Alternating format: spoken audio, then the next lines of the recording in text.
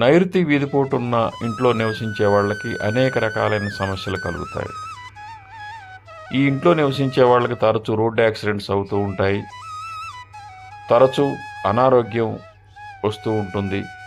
ఆకస్మిక ఆరోగ్య సమస్యలు వస్తాయి. ముఖ్యంగా హార్ట్ అటాక్ రావడానికి అవకాశం అధికంగా ఉంటుంది. ఈ ఇంట్లో నివసించే వారికి వృత్తి ఉద్యోగాలు అనేక సమస్యలు ఉంటాయి. వ్యాపారం చేసేవారికైతే వ్యాపారాల్లో తీవ్ర నష్టాలు వస్తాయి. ఉద్యోగాలు చేసేవారికైతే ఉద్యోగాలు తరచూ పోగొట్టుకోవటం లేదా ఉద్యోగాల్లో సమస్యలు రావటం అనేవి జరుగుతూ ఉంటాయి. నైరుతి వీధిపోటు ఉన్న గృహంలో నివసించే వాళ్ళకి వివాహాది శుభకార్యాలు కూడా బాగా లేట్ అవుతూ ఉంటాయి. సంతానం కలగటంలో కూడా అవరోధాలు అధికంగా ఉంటాయి. ఈ వీధిపోటు గృహ యజమానురాలు పెద్ద సంతానం మీద పడే అవకాశం అధికంగా ఉంటుంది. అంటే గృహ యజమానురాలు పెద్ద సంతానం వీరి మీద అధికంగా ఈ నైరుతి వీధిపోటు ప్రభావం చూపిస్తుంది. అందువల్ల నైరుతి వీధిపోటు ఉన్నవారు ఖచ్చితంగా ఆ వీధిపోటును సవరించుకోవటం మంచిది. నైరుతి వీధిపోటు ఉండేటువంటి వాళ్ళు సాధ్యమైతే మాత్రం వీధిపోటు పడే మందం స్థలాన్ని కట్ చేసి మిగిలిన స్థలంలో ఇంటిని నిర్మించుకోవటం మంచిది.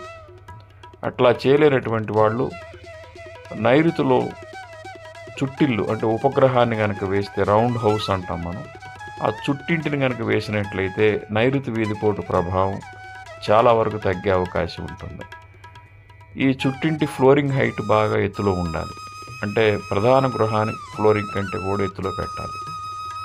కరెక్ట్గా నైరుతి వీధిపోటు పడే ప్రాంతాన్ని చూసుకొని దానికి అడ్డుగా ఈ ఉపగ్రహాన్ని కనుక వేసినట్లయితే నైరుతి వీధిపోటు ప్రభావం కొంత తగ్గే అవకాశం ఉంటుంది.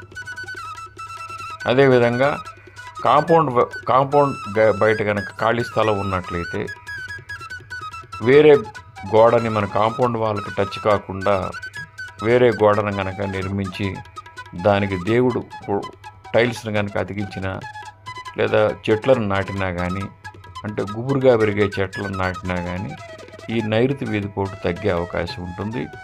ఏదైనా సరే నైరుతి వీధిపోటు ఉన్న గృహాల్లో నివసించడం అంత మంచిది కాదు.